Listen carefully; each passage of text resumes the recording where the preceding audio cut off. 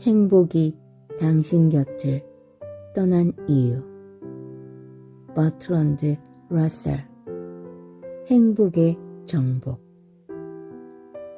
근본적인 행복은 무엇보다 인간과 사물에 대한 따뜻한 관심에서 비롯된다. 인간에 대한 따뜻한 관심은 사랑의 일종이다. 그것은 다른 사람을 지배하고 소유하기를 원하며 언제나 명확한 반응이 되돌아오기를 바라는 사랑과는 전혀 다르다. 행복을 가져오는 사랑은 다른 사람들을 관찰하기를 좋아하고 개인들의 특성 속에서 기쁨을 느끼는 사랑이며 만나는 사람들을 지배하려 하거나 열광적인 찬사를 받아내려고 하는 대신 그들의 관심과 기쁨의 폭을 넓혀주려고 하는 사랑이다. 오늘날 한 출판업자가 새로운 원고를 의뢰받았는데 그것이 구약 성경이었다면 어떤 반응을 보일까? 가령 창세기의 계보를 보았다면 그는 분명 이런 평을 내놓을 것이다. 선생님, 이 장은 활기가 없습니다. 등장인물에 대한 이야기는 거의 하지 않고 사람들 이름만 잔뜩 늘어놓은 것을 읽다 보면 독자들이 금방 흥미를 잃어버립니다. 물론 훌륭한 문체로 이야기를 시작하고 있다는 건 인정합니다. 하지만 전체적으로 보면 하나도 빠짐없이 이야기하려는 지나친 생각을 갖고 있습니다. 중요한 부분을 골라내고 필요 없는 부분은 빼십시오. 끊임없이 긴장감 있게 이야기를 이끌어야 합니다. 또 원고량도 너무 많습니다. 적당한 분량으로 줄인 다음 다시 가져오십시오. 출판업자가 이런 말을 하는 것은 현대의 독자들이 지루함과 권태를 참지 못한다는 사실을 알기 때문이다. 그는 불멸의 베스트셀러인 노너나 자본론에 대해서도 비슷한 답변을 할 것이다. 하지만 훌륭한 책들은 모두 지루한 부분이 있고 위대한 삶에도 재미없는 시기가 있다. 끊임없는 자극만이 위대함을 만들어내지는 않는다. 지나치게 많은 자극은 건강을 해칠 뿐 아니라 모든 종류의 즐거움에 대한 감각을 무디게 만들고 근본적인 만족감을 표면적인 쾌감으로 지혜를 얄팍한 재치로 아름다움을 생경한 놀라움으로 바꿔버린다. 자극이 너무 많으면 병적인 갈망을 자아내고 심신을 황폐하게 한다. 그러므로 어느 정도 권태를 견딜 수 있는 힘은 행복한 삶에 있어서 필수적인 것이다. 자극은 약물과 같은 것이어서 점점 더 강한 자극을 원하게 되고 소중한 것들이 주는 행복의 단서를 발견하지 못하게 된다는 것이 저자의 생각이다. 러셀은 현대의 도시인들이 느끼는 특별한 권태는 삶이 대지로부터 분리되어 있다는 사실과 연관이 있다고 본다. 대지의 생명으로부터 떨어져 있다 보니 사막을 여행할 때처럼 뜨겁고 답답하고 갈증에 시달리게 된다는 것이다. 대지와 분리되어 있는 현대인의 삶은 조급증을 낳고 유익할 수 있는 지루함과 권태에 대해서까지 지나친 거부감을 느끼게 된다. 저자는 런던에 갇혀 살다 처음으로 시골 초원으로 산책을 나가게 된 2살짜리 아이를 본 기억을 전한다. 때는 겨울이어서 모든 것이 축축하고 진흙투성이었다. 어른들이 보기에는 기쁨이 샘솟게 할 만한 것은 아무것도 없었다. 그러나 그 아이에게는 신비한 황홀감이 솟아올랐다. 아이는 젖은 땅바닥에 꿇어앉아 얼굴을 풀 속에 파묻고 알아들을 수 없는 환호성을 터뜨렸다. 이때 그 아이에게 충족된 생명의 욕구는 매우 근원적인 것이었다. 이런 욕구에 굶주려 있는 사람은 정신적으로 행복할 수 없다. 쾌락 중에는 이처럼 대지와 접촉할 수 없는 것들이 많다. 도박 같은 것이 그런 이해이다. 자극이 강한 쾌락은 그 쾌락이 끝나는 순간 답답함과 두려움, 뭔지 모를 허기를 느끼게 하고 결국 불안에 빠져 지내게 된다. 권태를 두려워해서 강한 자극만을 찾은 결과 끝내는 더욱 나쁜 권태의 중독에 빠지고 마는 것이다. 저자는 이를 통해 행복한 인생이란 대부분 조용한 인생이라고 말한다. 진정한 기쁨은 조용한 분위기 속에 깃들기 때문이다. 행복은 우리가 늘 꿈꾸는 것이지만 어딜 가나 행복보다는 불행과 더 먼저 그리고 더 자주 마주치곤 한다. 이는 자발적으로 즐거움을 찾아 나선 주말 도로나 저녁 모임에서조차 마찬가지이다. 잠시 힘든 일들을 잊고 야외로 놀이를 찾아 나선 사람들이지만 그 행렬은 기대와는 다른 모습으로 뒤바뀌고 만다. 자칫 한눈을 팔았다가는 사고 나기 십상이기에 운전자들은 주변 경관을 바라보는 건 엄두도 내지 못하고 앞차에 꽁무니만 응시한다. 차 안의 다른 사람들도 어떻게 하면 옆차보다 빨리 갈 수 있을까를 생각하며 초조함으로 가득 차 있다. 저녁 모임에 나간 이들도 이 밤 행복해지기로 마음먹고 나온 사람들이지만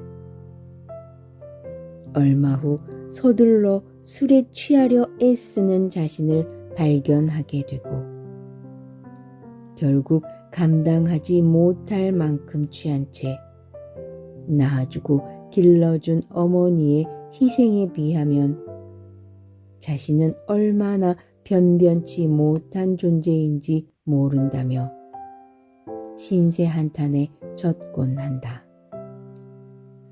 이 글을 쓴 러셀 자신조차도 선천적으로 행복한 사람은 아니었다고 고백한다.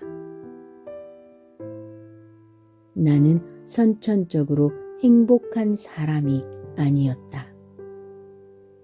어렸을 때 나는 세상에 지친 이 몸에 죄로 된 짐을 지고라는 찬송가를 가장 좋아했다.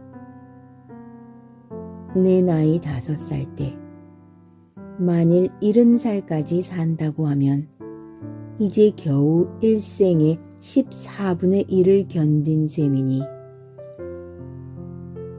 내 앞에 길게 뻗어 있는 인생의 지루함은 얼마나 견디기 어려울까 하는 생각을 했었다. 사춘기 때는 삶을 증오해서 늘 자살할 생각을 품고 있었지만 수학에 대해 좀 더 알고 싶다는 욕구 때문에 자살 충동을 피할 수 있었다. 짐승은 몸이 성하고 배가 부르면 행복하다. 대개 인간도 마찬가지일 거라 여기지만 사실 그렇지 않다. 현대사회를 살아가는 대부분의 사람들은 이러한 조건이 상당히 충족된 상태에서도 결코 행복을 느끼지 못한다. 오늘날 많은 이들이 선망하는 사람 가운데 하나가 사업가들이다. 그런데 그들 대부분도 자신에게서 행복은 너무 멀리 떨어져 있다며 안타까워한다. 그들에게 즐겁게 사는데 방해되는 요소가 뭐냐고 물으면 대개 생존 경쟁이라고 답한다. 진심으로 그렇게 말하고 또한 그렇다고 실제로 믿고 있다. 그들의 답변은 어느 면에서 보면 옳다. 그러나 중요한 측면에서 보면 잘못된 것이라고 러셀은 지적한다. 우리가 대단히 불행한 처지나 위급한 상황에 놓인다면 생존 경쟁에 빠질 수 있지만 사업가가 말하는 생존 경쟁이란 표현은 엄밀히 보면 부정확하다는 것이다. 사업가들에게 이런 질문을 던져보라. 같은 부류의 사람들 가운데 굶어 죽은 사람이 얼마나 있는가? 파산한 친구들에게 어떤 일이 일어났는가? 물질적 안락의 문제만 따진다면 아무리 사업가가 파산했다 하더라도 파산할 수 있을 만큼의 돈을 가져본 적이 없는 사람들보다 훨씬 풍족한 생활을 한다는 것은 누구나 아는 사실이다. 그러면서 이 책은 사람들이 흔히 말하는 생존을 위한 경쟁은 사실 성공을 위한 경쟁이라고 바로잡는다. 경쟁을 하면서 내일 아침을 먹지 못할까봐 걱정하는 것이 아니라 옆 사람을 뛰어넘지 못할까봐 두려워한다는 것이다. 빠져나갈 구멍이 전혀 없는 쳇바퀴에 갇혀있는 신세가 아닌데도 쳇바퀴에서 벗어나지 못하는 것은 그 쳇바퀴가 자신을 더 높은 곳으로 끌어올려줄 수 없다는 사실을 알아차리지 못하고 있기 때문이라고 지적한다. 오늘날 많은 사람들은 안전한 투자로 4%의 이익을 거두기보다는 위험한 투자를 해서라도 8%의 이익을 얻는 것을 선호한다. 결국 경제적인 타격을 자주 입게 되고 끊임없이 근심 걱정에 시달린다. 현대인들은 돈이 있으면 생계를 걱정하지 않으면서 여가를 즐기겠다는 생각을 하는 게 아니라 돈이 있으면 그걸 통해서 더 많은 돈을 벌고 돈이 있다는 것을 과시하면서 이제까지 엇비슷하게 살던 사람들을 따돌린 채 호사스럽게 살기를 원한다. 이 같은 문제의 원인은 경쟁에서 이기는 것이 행복의 주요 원천이라고 지나치게 강조되어 왔기 때문이다. 물론 성취감이 행복에 도움을 주는 게 사실이고 일정 시점까지는 돈이 행복을 증진시킬 수 있지만 성공은 행복의 한 가지 작은 요소에 불과함을 직시하라고 저자는 말한다. 겨우 하나의 작은 가치를 위해 나머지 요소들을 모두 희생한다면 지나치게 비싼 대가를 치르는 셈이라는 것이다. 저자는 이러한 문제의 근원이 사업계에 널리 퍼져 있는 미국식 생활 철학 때문이라고 본다. 돈을 벌지 못하더라도 다른 가치들을 인정받는 유럽 사회와 달리 미국 사회는 경제적 성공에 지나치게 높은 비중을 두고 있다는 것이다.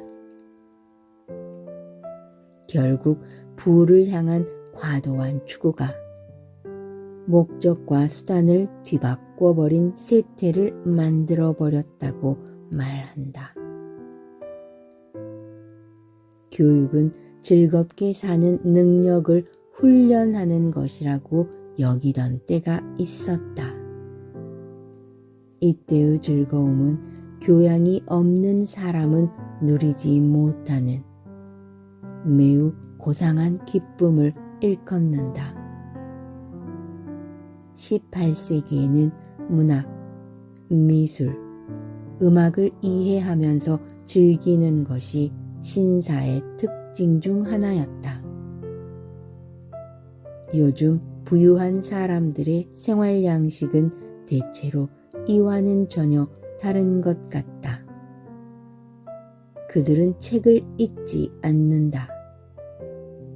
이름을 알릴 목적으로 화랑을 세우려고 할 때도 그림을 고르는 일은 전문가에게 맡긴다. 그가 그림 때문에 얻는 즐거움은 그림을 감상하는 데서 오는 즐거움이 아니라 돈 많은 사람이 그 그림을 소유할 수 없게 되었다는 데서 오는 즐거움이다. 50년 혹은 100년 전에 교양 있는 사람이라면 누구나 가졌던 훌륭한 문학에 대한 지식은 이제 소수 교수들의 몫이 되었다. 사람들은 보다 평온한 즐거움을 주는 일들을 모두 던져버렸다. 저자는 선사시대의 공룡들처럼 지성보다는 근력을 선호한다는 점에서 지성과 감정을 배제하고 의지와 경쟁을 강조한다는 점에서 이런 부류들을 현대판 공룡이라고 부른다. 이 공룡들은 서로 살육을 자행하며 이들 한 쌍의 공룡이 낳는 자녀는 평균 2명에 미치지 못하고 있다. 자신이 행복한 삶을 누리지 못하기에 자녀를 낳으려는 생각도 없는 것이다. 지나치게 경쟁적인 철학으로 인해 이들이 느끼는 행복이 미미해져 버렸기 때문이다. 자녀를 낳고 기르는데 관심이 없는 이들은 결국 멸종될 것이며 머지않아 이들보다 쾌활하고 즐거운 사람들이 뒤를 이을 것이라고 이 책은 전망한다. 러셀은 앞서 설명한 대로 지나친 권태에 대한 두려움이나 경쟁은 우리를 행복으로부터 멀어지게 하는 요소이며 마찬가지로 과도한 염세주의적 태도, 질투와 불합리한 죄의식, 자기 안에 갇힌 삶, 죄의식과 피해망상, 여론에 대한 두려움 등도 행복이 우리 곁을 떠나게 하는 이유로 들면서 이 같은 문제들을 해결하는 방법을 낱낱이 제시한다. 행복은 저절로 굴러 들어오는 것이 아니며 끊임없이 쟁취해야 하는 것이라고 보았기에 러셀은 이 책에 행복의 정복이라는 이름을 붙였다. 행복의 존재 자체를 회의하게 할 정도로 불쾌한 인간의 속성들을 적나라하게 파헤치면서도 그는 인간에 대한 신뢰와 행복으로 가는 길을 포기하지 않는다. 러셀은 40여 권에 이르는 저작을 남긴 철학자이자 1950년 노벨 문학상을 받은 작가로 널리 알려져 있다. 20세기 지식인 중에서도 가장 다양한 분야에서 영향력을 행사한 사람 가운데 한 명인 러셀은 98세에 이르는 짧지 않은 생애 동안 철학, 수학, 사회학, 과학, 윤리학, 역사, 정치, 종교, 예술에 이르는 여러 분야의 책을 썼다. 스스로를 무정부주의자, 좌파, 무신론자라고 불렀던 러셀은 노년으로 갈수록 사회와 정치 문제에 헌신했다. 제1차 세계대전 발발 이후 시작한 평화운동은 수소폭탄 실험 반대, 러셀 아인슈타인 성명으로 이어진 핵무장 반대 운동으로 계속되었고 쿠바 위기와 베트남 전쟁에도 적극적인 의견을 피력했다. 반전 운동이 화근이 되어 대학에서도 쫓겨났고 1918년에는 6개월간 감옥에 갇히기도 했다. 그는 자서전에서 자신이 무엇을 위해 살았는지를 다음과 같이 회고한다. 단순하지만 누를 길 없는 강렬한 3가지 열정이 내 인생을 지배해 왔으니 사랑에 대한 갈망, 지식에 대한 탐구욕, 인류의 고통에 대한 참기 힘든 연민이 바로 그것이다. 이러한 열정들이 나를 이리저리 제 멋대로 몰고 다니며 깊은 고뇌의 대양 위로 절망의 벼랑 끝으로 떠돌게 했다. 자신의 많은 저작 가운데 대중적으로 널리 사랑받는 책인 행복의 정복에서 러셀은 불행의 원인이 자신의 환경 속에 그리고 자신의 마음 속에 있을 때 그것과 맞서 싸우고 두려워 외면하거나 미리 체념하며 무릎 꿇지 말라고 강조한다. 자신 있게 그까짓 거 별거 아니군 생각하면서 용감하게 맞서라고 강조한다. 불행한 현실의 문제를 잠시 잊게 해주는 방법을 전하기보다는 문제의 근본 원인이 무엇이고 어떻게 하면 그 문제를 넘어설 수 있는지를 도와주는 힘있는 책이다. 삶을 통해 가장 배울 만한 것이 있다면 그것은 무엇일까? 가장 먼저 그리고 가장 마지막으로 배우고 이룰 하나가 있다면 그것은 무엇일까?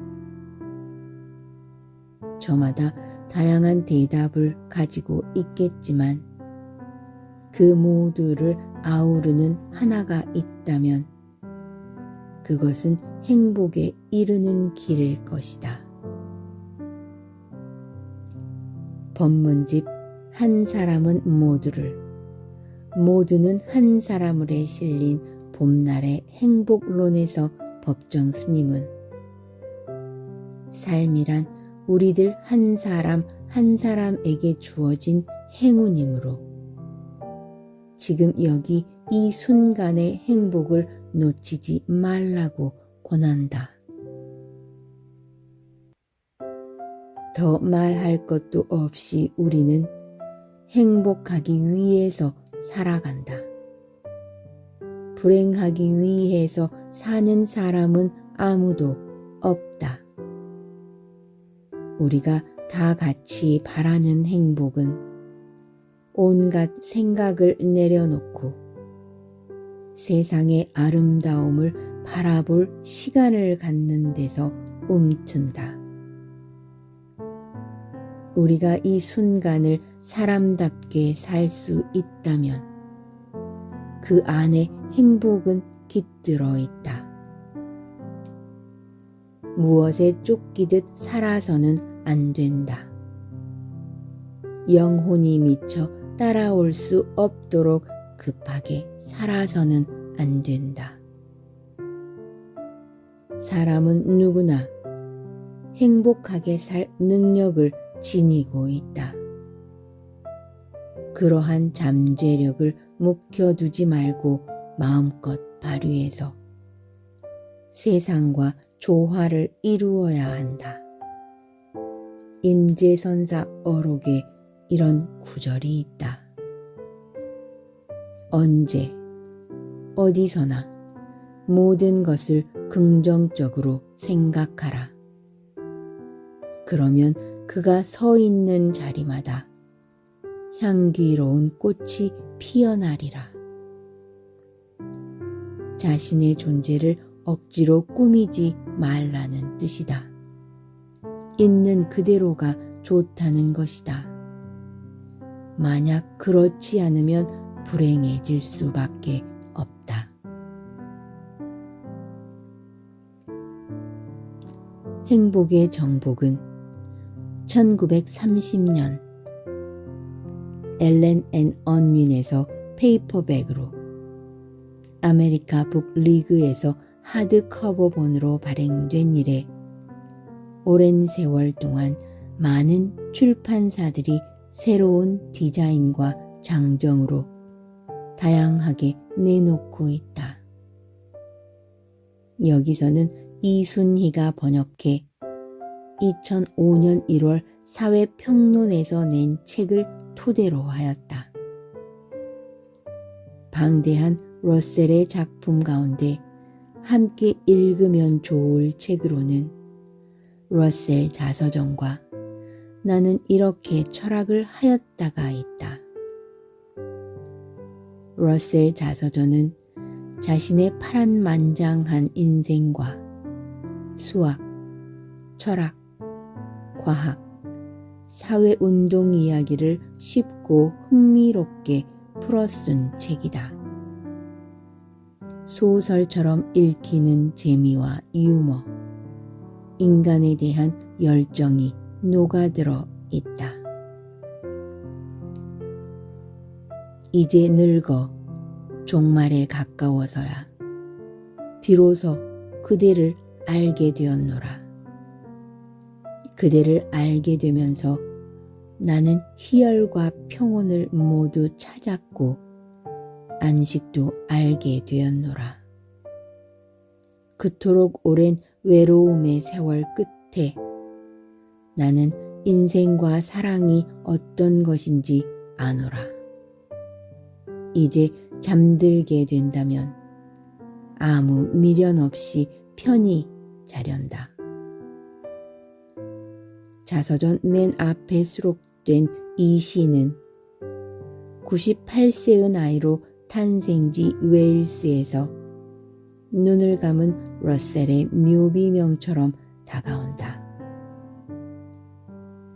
나는 이렇게 철학을 하였다는 러셀의 철학적 자서전이라 할 수 있으며 또한 게으름에 대한 찬양은 현대인들이 읽으면 좋을 여가에 대한 지혜로운 산문집이다. 그가 남긴 서양 철학사라는 책의 제목도 중요하다. 서양 학자들은 서양 철학사라 하지 않고 세계 철학사 또는 철학사라고 함으로써 서양 중심의 사고방식을 드러내곤 하지만 러셀은 동양의 정신세계를 인식하고 서양 철학사를 저술했다.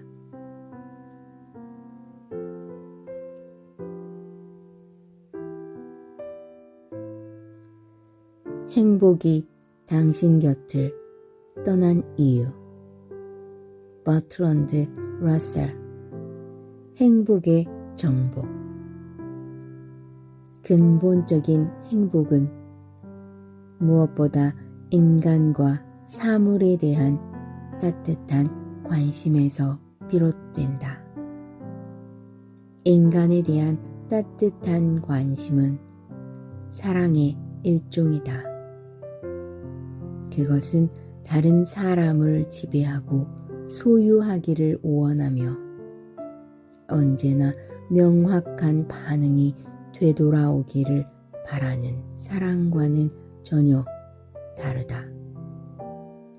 행복을 가져오는 사랑은 다른 사람들을 관찰하기를 좋아하고 개인들의 특성 속에서 기쁨을 느끼는 사랑이며 만나는 사람들을 지배하려 하거나 열광적인 찬사를 받아내려고 하는 대신 그들의 관심과 기쁨의 폭을 넓혀주려고 하는 사랑이다. 오늘날 한 출판업자가 새로운 원고를 의뢰받았는데 그것이 구약 성경이었다면 어떤 반응을 보일까? 가령 창세기의 계보를 보았다면 그는 분명 이런 평을 내놓을 것이다. 선생님, 이 장은 활기가 없습니다.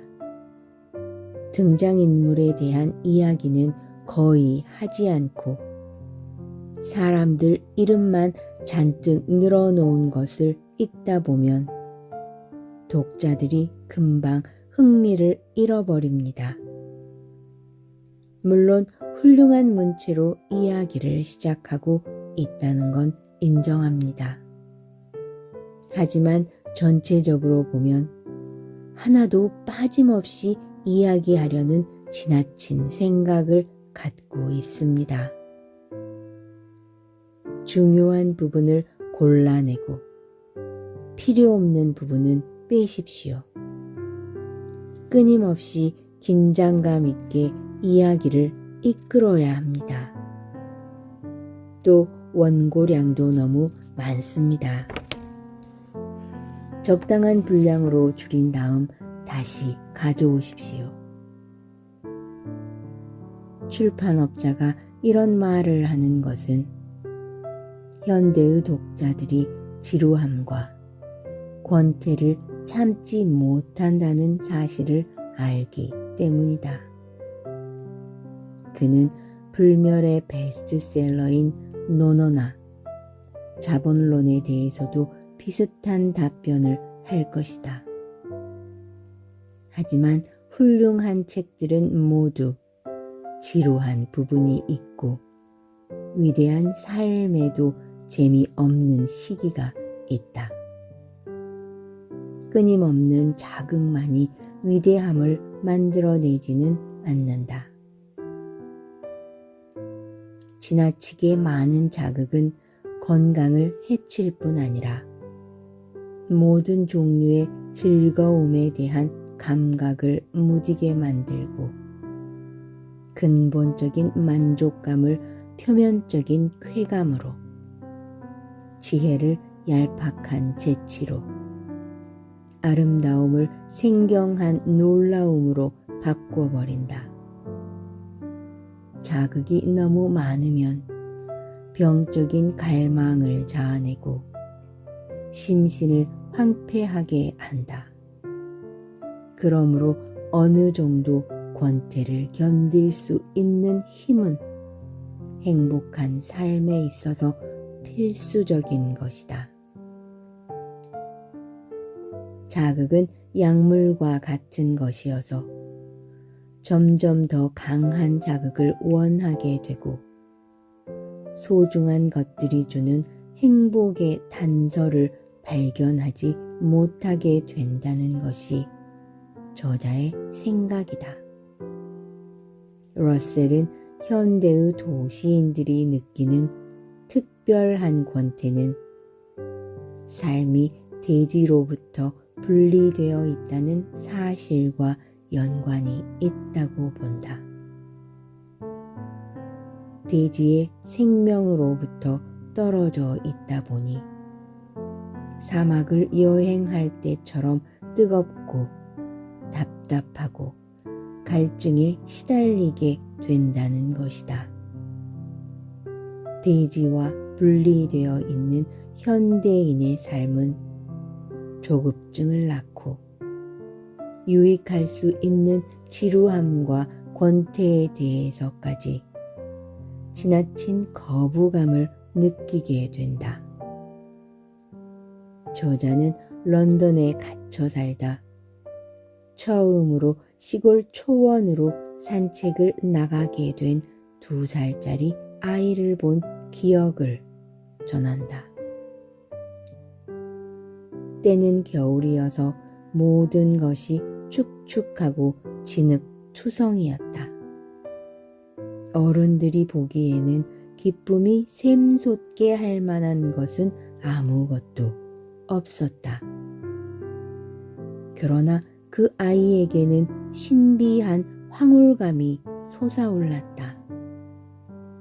아이는 젖은 땅바닥에 꿇어앉아 얼굴을 풀 속에 파묻고 알아들을 수 없는 환호성을 터뜨렸다. 이때 그 아이에게 충족된 생명의 욕구는 매우 근원적인 것이었다. 이런 욕구에 굶주려 있는 사람은 정신적으로 행복할 수 없다. 쾌락 중에는 이처럼 대지와 접촉할 수 없는 것들이 많다. 도박 같은 것이 그런 이해이다. 자극이 강한 쾌락은 그 쾌락이 끝나는 순간 답답함과 두려움, 뭔지 모를 허기를 느끼게 하고 결국 불안에 빠져 지내게 된다. 권태를 두려워해서 강한 자극만을 찾은 결과 끝내는 더욱 나쁜 권태의 중독에 빠지고 마는 것이다. 저자는 이를 통해 행복한 인생이란 대부분 조용한 인생이라고 말한다. 진정한 기쁨은 조용한 분위기 속에 깃들기 때문이다. 행복은 우리가 늘 꿈꾸는 것이지만 어딜 가나 행복보다는 불행과 더 먼저 그리고 더 자주 마주치곤 한다. 이는 자발적으로 즐거움을 찾아 나선 주말 도로나 저녁 모임에서조차 마찬가지이다. 잠시 힘든 일들을 잊고 야외로 놀이를 찾아 나선 사람들이지만 그 행렬은 기대와는 다른 모습으로 뒤바뀌고 만다. 자칫 한눈을 팔았다가는 사고 나기 십상이기에 운전자들은 주변 경관을 바라보는 건 엄두도 내지 못하고 앞차의 꽁무니만 응시한다. 차 안에 다른 사람들도 어떻게 하면 옆차보다 빨리 갈 수 있을까를 생각하며 초조함으로 가득 차 있다. 저녁 모임에 나간 이들도 이 밤 행복해지기로 마음먹고 나온 사람들이지만 얼마 후 서둘러 술에 취하려 애쓰는 자신을 발견하게 되고 결국 감당하지 못할 만큼 취한 채 낳아주고 길러준 어머니의 희생에 비하면 자신은 얼마나 변변치 못한 존재인지 모른다며 신세 한탄에 젖곤 한다. 이 글을 쓴 러셀 자신조차도 선천적으로 행복한 사람은 아니었다고 고백한다.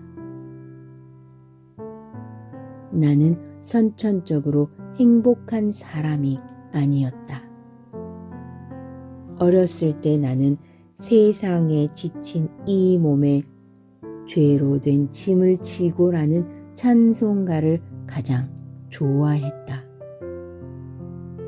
내 나이 5살 때 만일 70살까지 산다고 하면 이제 겨우 일생의 14분의 1을 견딘 셈이니 내 앞에 길게 뻗어 있는 인생의 지루함은 얼마나 견디기 어려울까 하는 생각을 했었다. 사춘기 때는 삶을 증오해서 늘 자살할 생각을 품고 있었지만 수학에 대해 좀 더 알고 싶다는 욕구 때문에 자살 충동을 피할 수 있었다. 짐승은 몸이 성하고 배가 부르면 행복하다. 대개 인간도 마찬가지일 거라 여기지만 사실 그렇지 않다. 현대사회를 살아가는 대부분의 사람들은 이러한 조건이 상당히 충족된 상태에서도 결코 행복을 느끼지 못한다. 오늘날 많은 이들이 선망하는 사람 가운데 하나가 사업가들이다. 그런데 그들 대부분도 자신에게서 행복은 너무 멀리 떨어져 있다며 안타까워한다. 그들에게 즐겁게 사는데 방해되는 요소가 뭐냐고 물으면 대개 생존 경쟁이라고 답한다. 진심으로 그렇게 말하고 또한 그렇다고 실제로 믿고 있다. 그들의 답변은 어느 면에서 보면 옳다. 그러나 중요한 측면에서 보면 잘못된 것이라고 러셀은 지적한다. 우리가 대단히 불행한 처지나 위급한 상황에 놓인다면 생존 경쟁에 빠질 수 있지만 사업가가 말하는 생존 경쟁이란 표현은 엄밀히 보면 부정확하다는 것이다. 사업가들에게 이런 질문을 던져보라. 같은 부류의 사람들 가운데 굶어 죽은 사람이 얼마나 있는가? 파산한 친구들에게 어떤 일이 일어났는가? 물질적 안락의 문제만 따진다면 아무리 사업가가 파산했다 하더라도 파산할 수 있을 만큼의 돈을 가져본 적이 없는 사람들보다 훨씬 풍족한 생활을 한다는 것은 누구나 아는 사실이다. 그러면서 이 책은 사람들이 흔히 말하는 생존을 위한 경쟁은 사실 성공을 위한 경쟁이라고 바로잡는다. 경쟁을 하면서 내일 아침을 먹지 못할까봐 걱정하는 것이 아니라 옆 사람을 뛰어넘지 못할까봐 두려워한다는 것이다.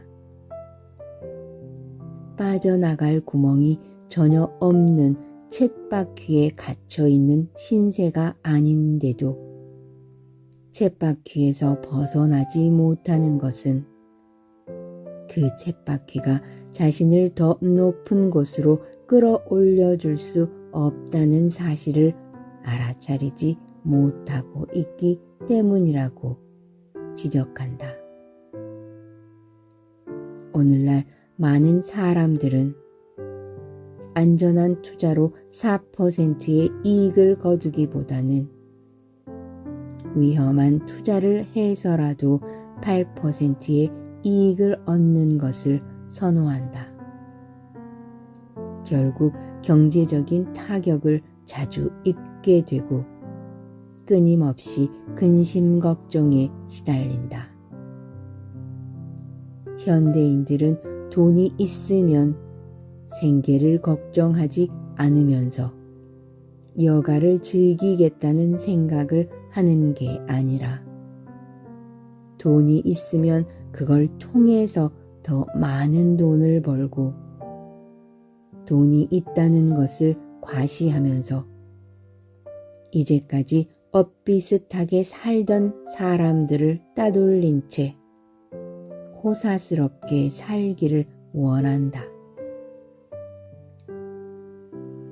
이 같은 문제의 원인은 경쟁에서 이기는 것이 행복의 주요 원천이라고 지나치게 강조되어 왔기 때문이다. 물론 성취감이 행복에 도움을 주는 게 사실이고 일정 시점까지는 돈이 행복을 증진시킬 수 있지만 성공은 행복의 한 가지 작은 요소에 불과함을 직시하라고 저자는 말한다. 겨우 하나의 작은 가치를 위해 나머지 요소들을 모두 희생한다면 지나치게 비싼 대가를 치르는 셈이라는 것이다. 저자는 이러한 문제의 근원이 사업계에 널리 퍼져 있는 미국식 생활 철학 때문이라고 본다. 돈을 벌지 못하더라도 다른 가치들을 인정받는 유럽 사회와 달리 미국 사회는 경제적 성공에 지나치게 높은 비중을 두고 있다는 것이다. 결국 부를 향한 과도한 추구가 목적과 수단을 뒤바꿔버린 세태를 만들어버렸다고 말한다. 교육은 즐겁게 사는 능력을 훈련하는 것이라고 여기던 때가 있었다. 이때의 즐거움은 교양이 없는 사람은 누리지 못하는 매우 고상한 기쁨을 일컫는다. 18세기에는 문학, 미술, 음악을 이해하면서 즐기는 것이 신사의 특징 중 하나였다. 요즘 부유한 사람들의 생활 양식은 대체로 이와는 전혀 다른 것 같다. 그들은 책을 읽지 않는다. 이름을 알릴 목적으로 화랑을 세우려고 할 때도 그림을 고르는 일은 전문가에게 맡긴다. 그가 그림 때문에 얻는 즐거움은 그림을 감상하는 데서 오는 즐거움이 아니라 돈 많은 사람이 그 그림을 소유할 수 없게 되었다는 데서 오는 즐거움이다. 50년 혹은 100년 전에 교양 있는 사람이라면 누구나 가졌던 훌륭한 문학에 대한 지식은 이제 소수 교수들의 몫이 되었다. 사람들은 보다 평온한 즐거움을 주는 일들을 모두 던져버렸다.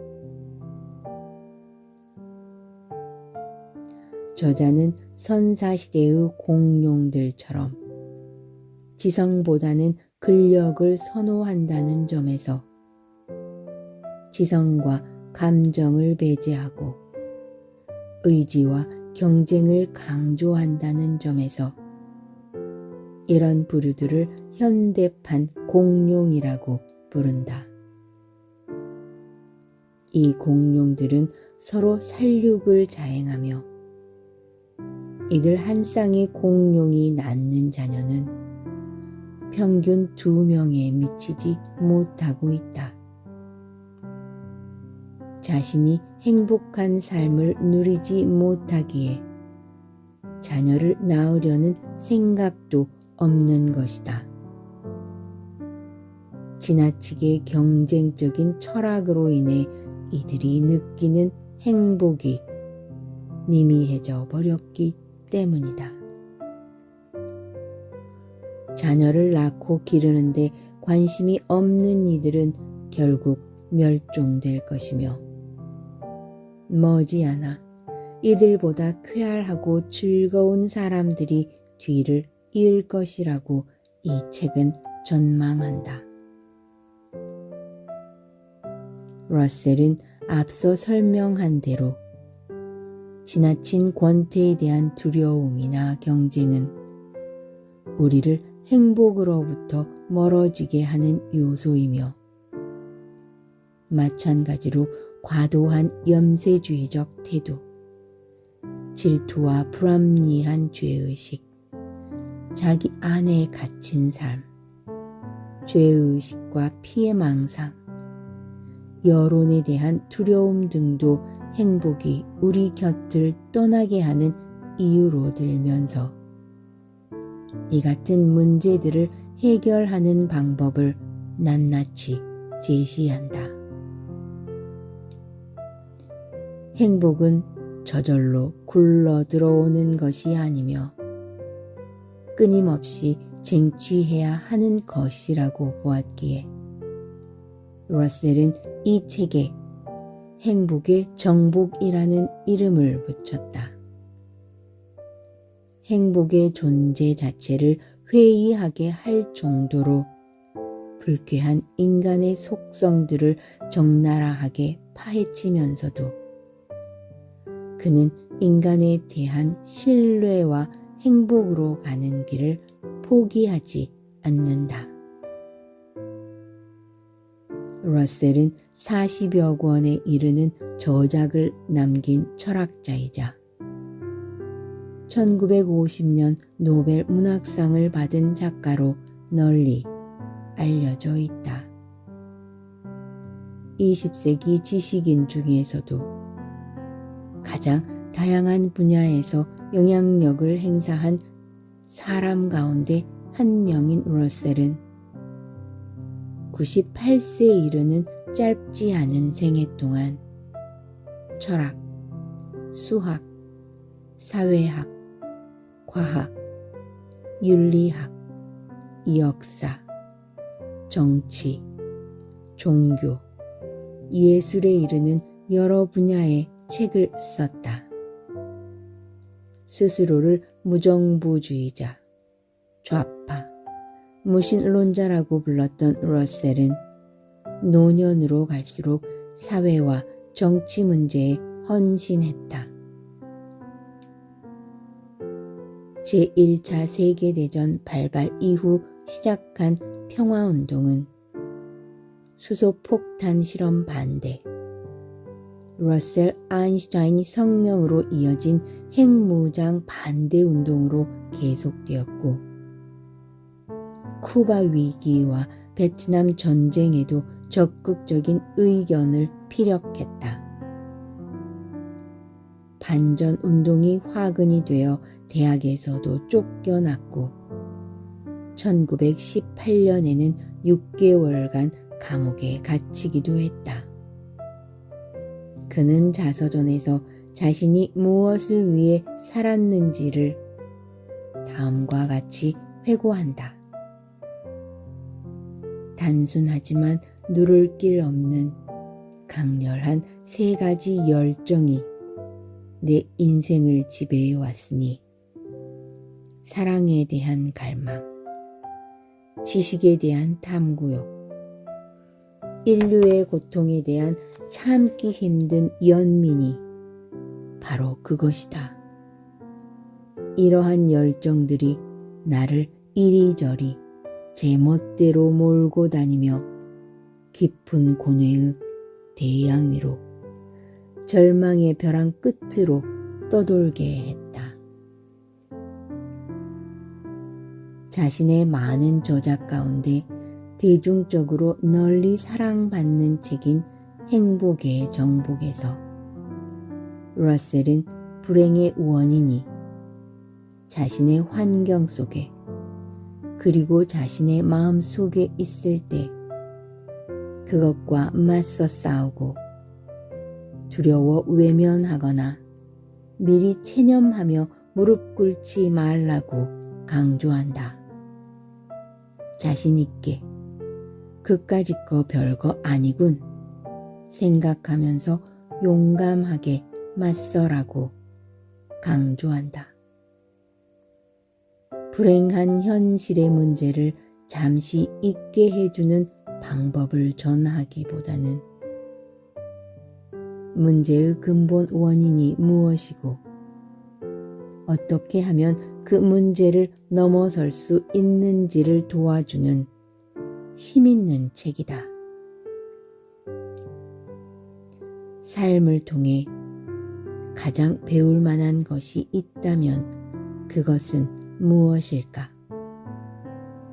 가장 먼저 그리고 가장 마지막으로 배우고 이룰 하나가 있다면 그것은 무엇일까? 저마다 다양한 대답을 가지고 있겠지만 그 모두를 아우르는 하나가 있다면 그것은 행복에 이르는 길일 것이다. 법문집 한 사람은 모두는 한 사람을에 실린 봄날의 행복론에서 법정 스님은 삶이란 우리들 한 사람 한 사람에게 주어진 행운이므로 지금 여기 이 순간의 행복을 놓치지 말라고 권한다. 더 말할 것도 없이 우리는 행복하기 위해서 살아간다. 불행하기 위해서 사는 사람은 아무도 없다.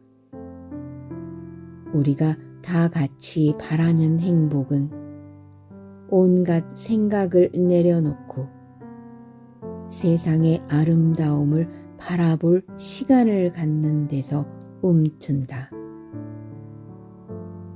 우리가 이 순간을 사람답게 살 수 있다면 그 안에 행복은 깃들어 있다.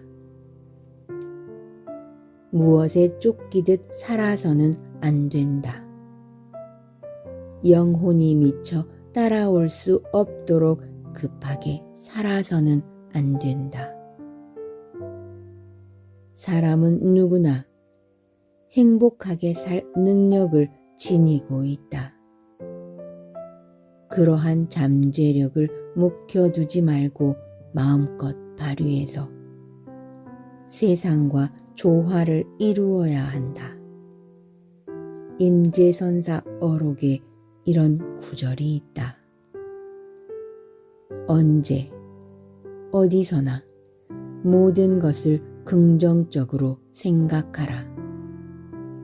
그러면 그가 서 있는 자리마다 향기로운 꽃이 피어나리라. 자신의 존재를 억지로 꾸미지 말라는 뜻이다. 있는 그대로가 좋다는 것이다. 만약 그렇지 않으면 불행해질 수밖에 없다. 행복의 정복은 1930년 엘렌 앤 언윈에서 페이퍼백으로, 아메리카 북리그에서 하드커버본으로 발행된 이래 오랜 세월 동안 많은 출판사들이 새로운 디자인과 장정으로 다양하게 내놓고 있다. 여기서는 이순희가 번역해 2005년 1월 사회평론에서 낸 책을 토대로 하였다. 방대한 러셀의 작품 가운데 함께 읽으면 좋을 책으로는 러셀 자서전과 나는 이렇게 철학을 하였다가 있다. 러셀 자서전은 자신의 파란만장한 인생과 수학, 철학, 과학, 사회운동 이야기를 쉽고 흥미롭게 풀어쓴 책이다. 소설처럼 읽히는 재미와 유머, 인간에 대한 열정이 녹아들어 있다. 이제 늙어 종말에 가까워서야 비로소 그대를 알게 되었노라. 그대를 알게 되면서 나는 희열과 평온을 모두 찾았고 안식도 알게 되었노라. 그토록 오랜 외로움의 세월 끝에 나는 인생과 사랑이 어떤 것인지 아노라. 이제 잠들게 된다면 아무 미련 없이 편히 자련다. 자서전 맨 앞에 수록된 이 시는 98세의 나이로 탄생지 웨일스에서 눈을 감은 러셀의 묘비명처럼 다가온다.